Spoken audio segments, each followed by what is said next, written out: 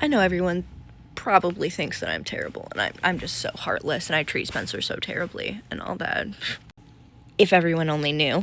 But every time I've gone into the hospital, it's not like he's cared. He barely checked on me, has barely asked about anything. I woke him up last night telling him I was going to the hospital. He didn't ask if he could take me or anything like that, which obviously we have 5 kids here sleeping. That would be impractical.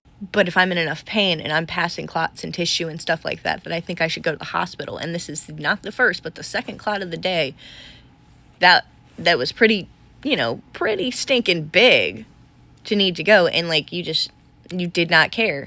You also didn't care enough the entire time that I was there to bother to try and check on me. All right, whatever. I come home.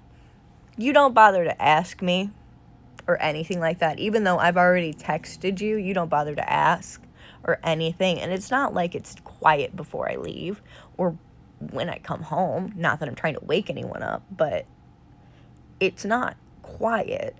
You know he heard.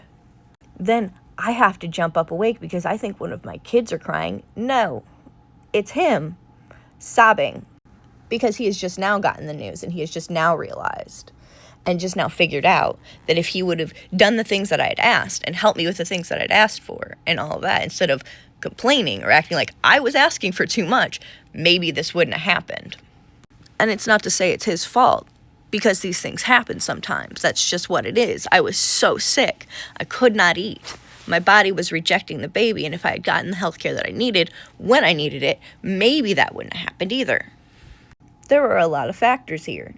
I shouldn't have been pushing myself so hard. I should have put my ass on bed rest, and I should have just screamed at him and told him what I needed instead of, having to do it myself all the time.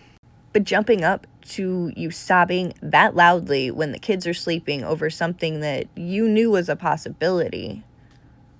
And I was just yelling at you earlier that night because of how much pain I was in, and you didn't want to bother to have to feed the kids.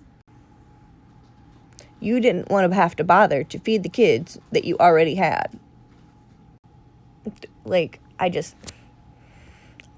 sorry. I don't have it in me to feel sorry for you right now, because that's the way it always is. My mom got cancer. I'm so sorry that this is so hard for you. My mom dies. I am so sorry that this is so hard for you.